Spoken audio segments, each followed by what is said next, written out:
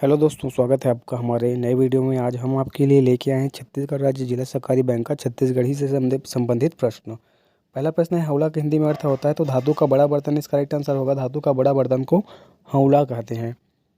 अगला क्वेश्चन देखिए, दूसरा नंबर का, हाना का हिंदी में क्या अर्थ होता है? तो ऑप्शन है कहावत, लोकोक्ति, मुहावरा, उपरोक्त में से कोई नहीं।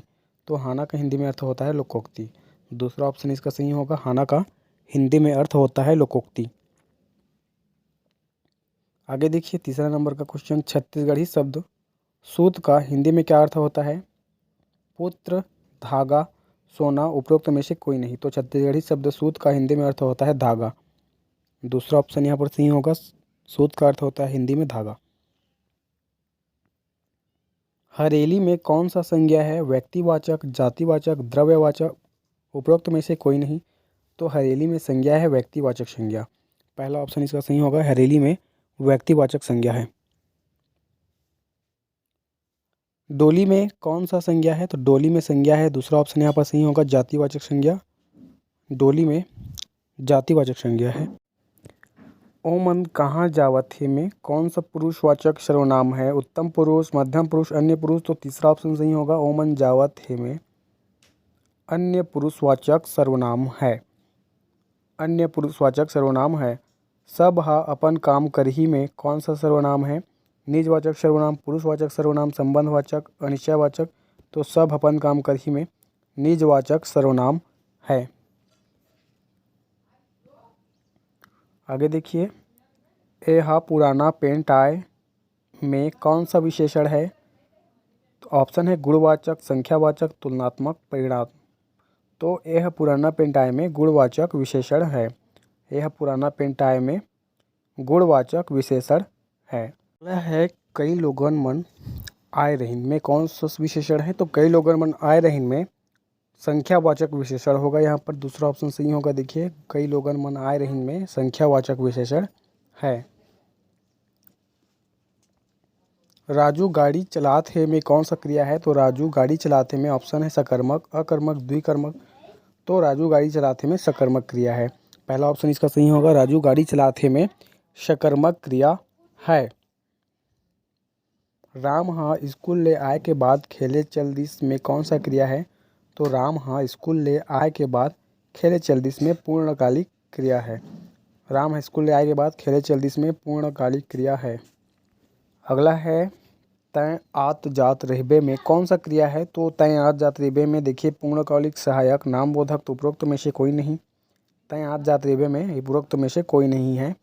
उपरोक्त क्रिया में से कोई नहीं है तय आत जात रहबे में। ठीक है। राजा ले पढ़े नहीं जाए में कौन सा वाच्य है? तो राजा ले पढ़े नहीं जाए में कर्मणि, कर्तरी, भावे। तो भावे वाच्य है। यहाँ पर तीसरा ऑप्शन देखिए, राजा ले पढ़े नहीं जाए में भावे वाच्य है। ओ लोगन मन आमा खाथे में कौन सा वाच्य है?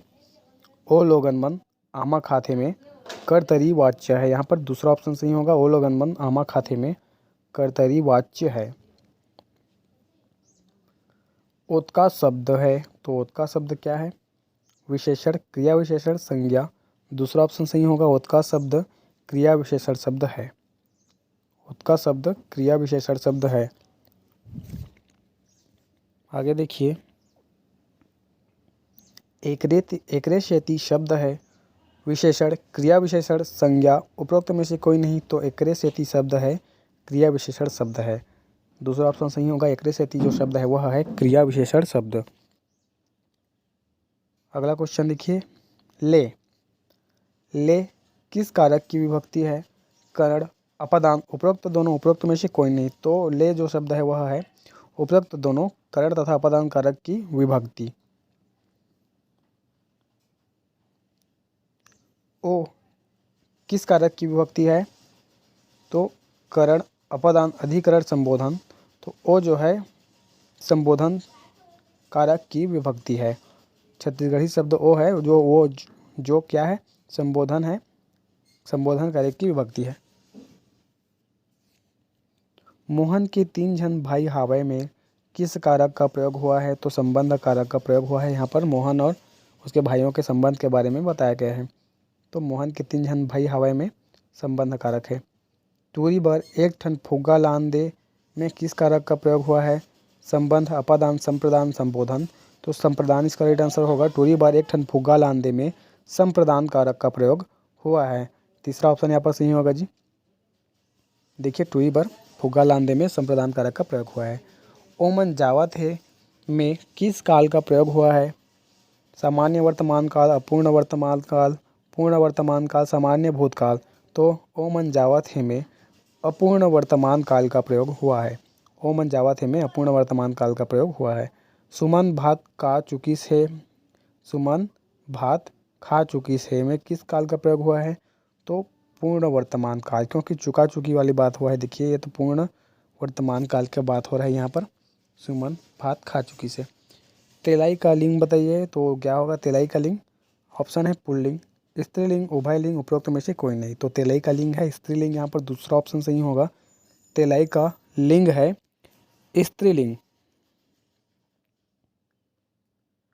पारा का लिंग बताइए, पुल्लिंग, स्त्रीलिंग, उभयलिंग, उपरोक्त में से कोई नहीं। तो पारा जो शब्द है वह है पुल्लिंग शब्द। पारा जो छत्तीसगढ़ी शब्द है उसका कौन सा लिंग है?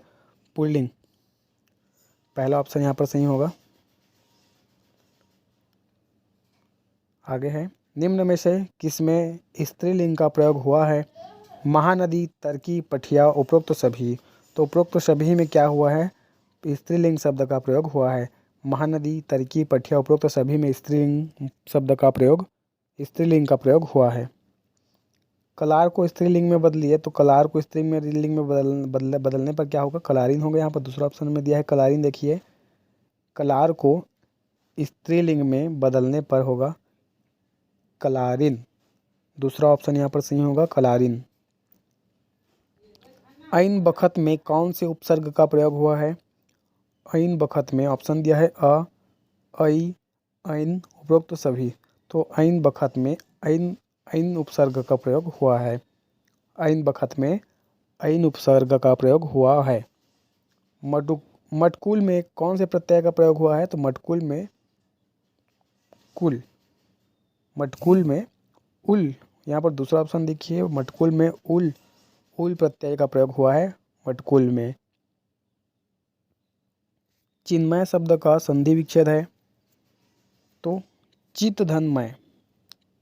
तीसरा ऑप्शन यहाँ पर सही होगा। चिन्मय शब्द का संधि विच्छेद है चित धनमय।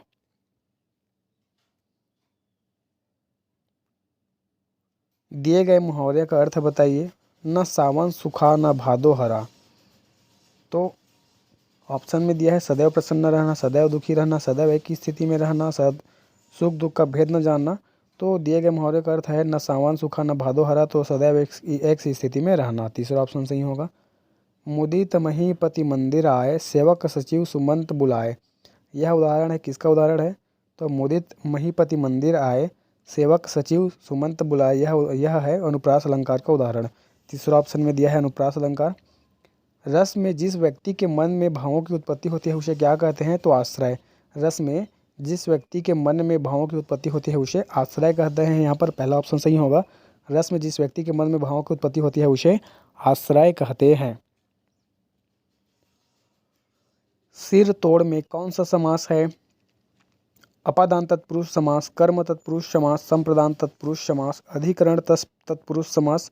तो सिर तोड़ में कर्म तत्पुरुष समास है। दूसरा ऑप्शन यहाँ पर दिया है कर्म तत्पुरुष समास। सिर तोड़ में कर्म तत्पुरुष समास है। निम्नांकित में कौन सा शब्द कृदंत प्रत्यय से बना है? रंगीला, बिकाऊ, दुधारू, कृपालु। तो निम्नांकित में जो है बिकाऊ, बिकाऊ शब्द जो है कृदंत प्रत्यय से बना है। बिकाऊ कृदंत प्रत्यय से बना है। कौन? बिकाऊ शब्द। आगे देखिए, अगला क्वेश्चन 36 नंबर का। रमेश है, रमेश छत से गिर गया। इस वाक्य में कारक है, तो रमेश छत से गिर गया में कौन सा कारक है? संप्रदान, अपादान, संबंध, संबोधन। तो रमेश छत से गिर गया, इसमें है अपादान कारक। रमेश छत से गिर गया में अपादान कारक है। निम्न में से कौन से शब्द की वर्तनी सही है? अतिशयोक्ति, अनुकूल, कवयित्री, यांत्रिकरण, तीसरा ऑप्शन सही होगा कवयित्री। कवयित्री जो वर्तनी दिया है यह सत्य है, सही है। तीसरा ऑप्शन यहाँ पर सही होगा कवयित्री। कवयित्री शब्द की वर्तनी सही है। उसका प्राण निकल गया में उसका प्राण निकल गया वाक्य में किस प्रकार की अशुद्धि है? तो वचन संबंधी। इसका देखिए, उसका प्राण निकाल गया, निकाल लिखा है तो इसमें क्या है, वो कौन सी अशुद्धि है? तो वचन संबंधी अशुद्धि है इसमें। उसका प्राण निकाल गया में निकाल जो है निकल रहा था वहाँ पर। उसने कहा कि मैं घर जाऊँगा, तो किस प्रकार का वाक्य है? सरल वाक्य, संयुक्त वाक्य, मिश्र वाक्य।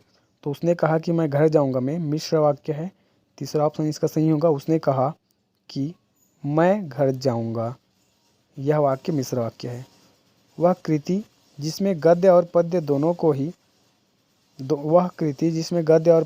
का ही मिश्रण हो, वाक्यांश के लिए प्रयुक्त एक वाक्य कौन सी है?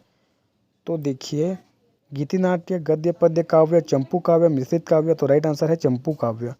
हिंदी में सर्वनाम के मुख्य रूप से कितने भेद होते हैं?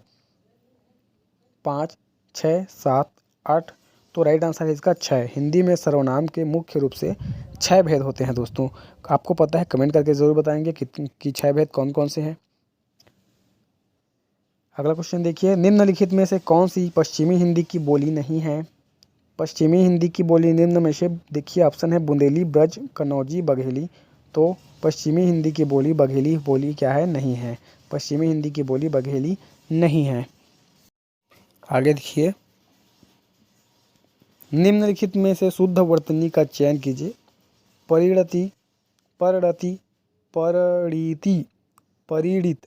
तो यहाँ पर पहला ऑप्शन सही होगा परिणति।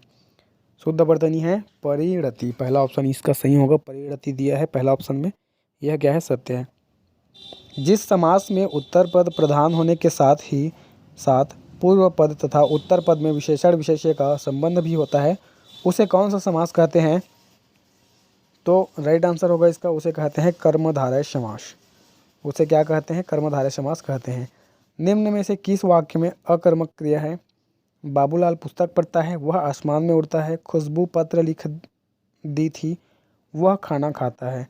तो अकर्मक क्रिया है इसमें से, वह आसमान में उड़ता है, क्या है? यह अकर्मक क्रिया है। मदन श्लाका, कोकिला, वसंत दूत, काल घोष निम्न में से किसके पर्यायवाची हैं? तो कोयल। किसके? ऑप्शन में देखिए, दूसरा ऑप्शन में दिया है कोयल। कोयल के पर्यायवाची शब्द हैं ये सभी, कोयल के पर्यायवाची हैं। अगला देखिए, उद्दत का विलोम शब्द क्या होगा? कोमल, मुखर, सौम्य, उत्तम। तो उद्दत का विलोम शब्द होगा सौम्य। तीसरा ऑप्शन इसका सही होगा, उद्दत का विलोम शब्द होगा सौम्य। उद्दत का विलोम शब्द होगा सौम्य। निम्न में से कौन सा एक स्त्रीलिंग शब्द नहीं है? कुर्सी, मक्खी, गिलहरी, कौवा। तो निम्नलिखित में से स्त्रीलिंग शब्द नहीं है कौवा। चौथा ऑप्शन इसका सही होगा, निम्नलिखित में से स्त्रीलिंग शब्द नहीं है कौवा। चौथा ऑप्शन इसका सही होगा। शूलपाणी में कौन सा समास है? ऑप्शन देखिए, समानाधिकरण बहुव्रीहि समास, व्यधिकरण बहुव्रीहि समास, व्यतिहार बहुव्रीहि समास, तुल्य योग बहुव्रीहि समास।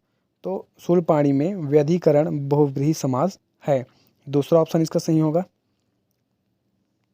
अघोष वर्ण कौन सा है?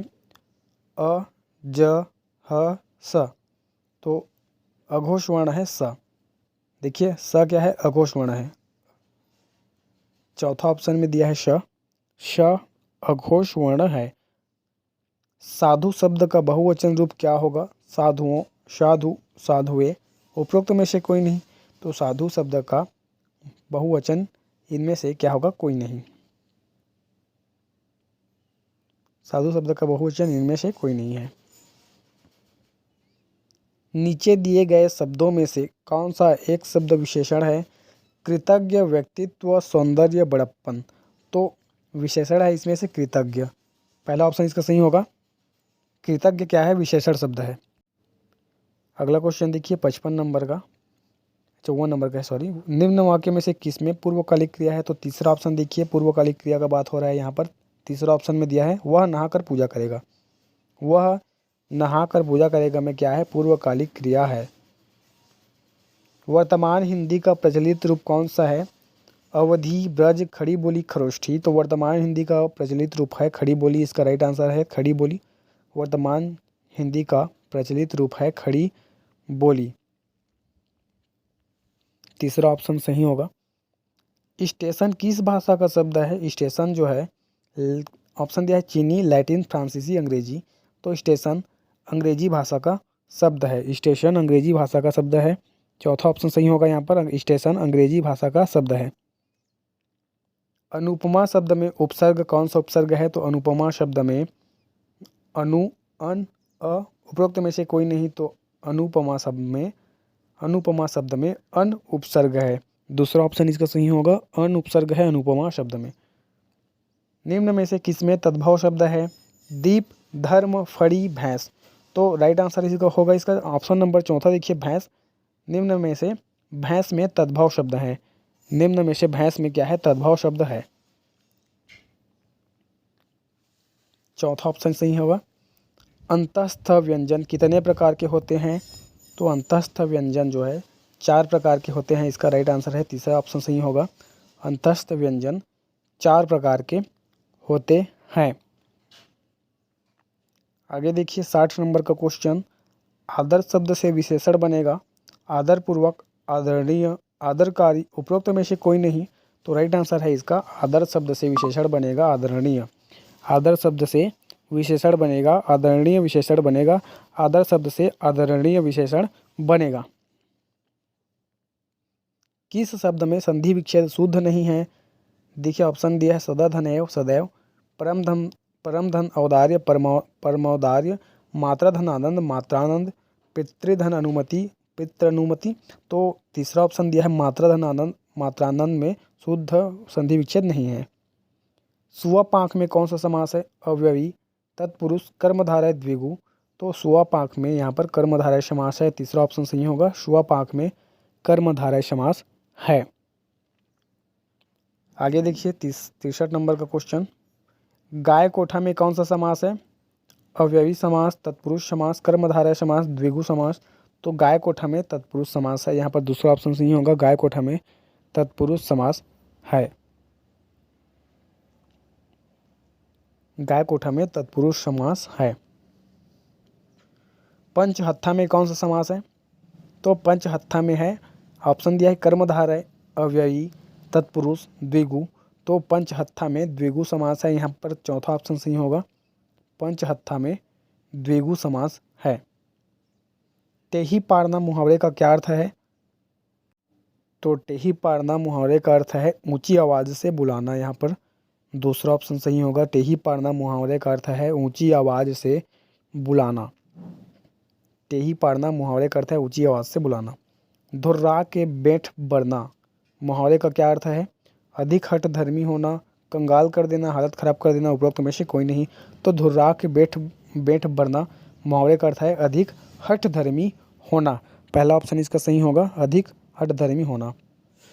तो आज के लिए इतना ही दोस्तों। चैनल को लाइक करें, सब्सक्राइब करें और बेल आइकन को दबा दें ताकि आपको हमारे नए वीडियो का अपडेट जल्द से जल्द मिलता रहे। तब तक के लिए धन्यवाद। जय हिंद, जय भारत।